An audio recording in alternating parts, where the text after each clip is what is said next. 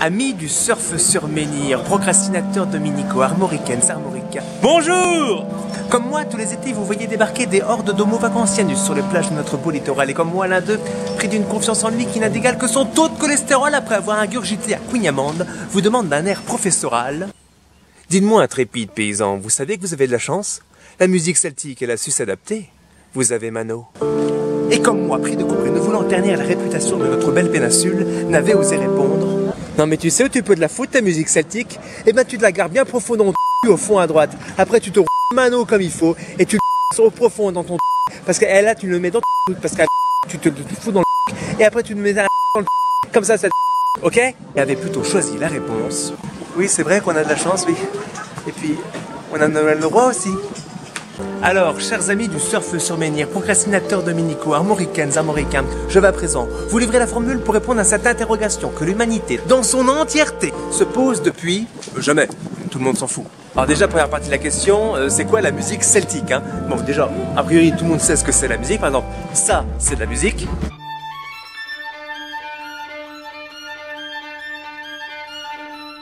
Ça, c'est aussi de la musique.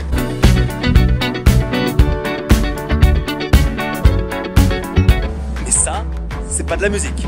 Je voudrais être une bigouden, tralalalé, tralalalalo.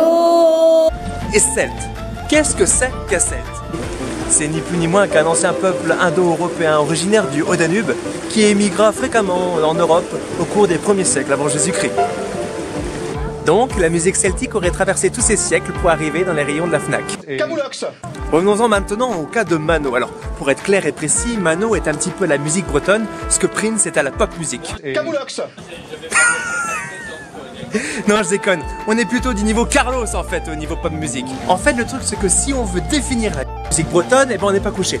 Mais en gros, on a plusieurs instruments. On a la cloche, on a le tambour, on a la voix, on a la cupule, on a la brindille pour souffler dedans, la vielle à roue, on a le violon, on a la clarinette, on a le hautbois, on a la veuse, on a le biniou. Et puis plus récemment, on a eu la harpe, la cornemuse diatonique, chromatique, la guitare, le synthé, la musique électronique, la gabarre, la sitar, la basse, le synthétiseur et bien sûr, le djembé. Mais aujourd'hui, on va s'intéresser au lion des Fesnos, au Louis XIV des Braceflor, à la Elisabeth II des 10 Nos Favor. J'ai nommé le couple Bignou-Bombarde. Dans le couple Bignou-Bombarde, nous avons la bombarde. Et la bombarde, ça bombarde.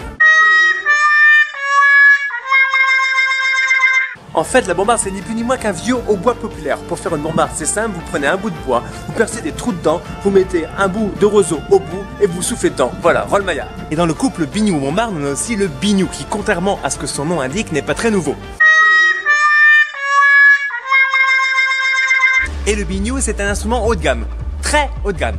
En fait, c'est un instrument tellement aigu, on dirait Christine Boutin qui découvre son mari en train de coucher avec François Fillon. Le biniou, c'est même plus aigu qu'une sonnerie de téléphone portable un lendemain de cuite au Chouchen dans un faubourg de Rennes au milieu du mois de novembre. Alors pour faire un biniou, c'est pas très compliqué, vous prenez une chèvre, vous lui coupez la tête, vous lui foutez une flûte et vous soufflez dedans.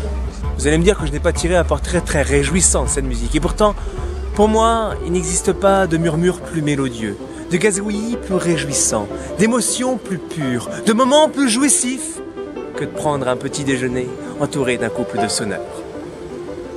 Donc, à la question, dites-moi intrépide paysan, vous savez que vous avez de la chance, la musique celtique a su s'adapter, vous avez Mano.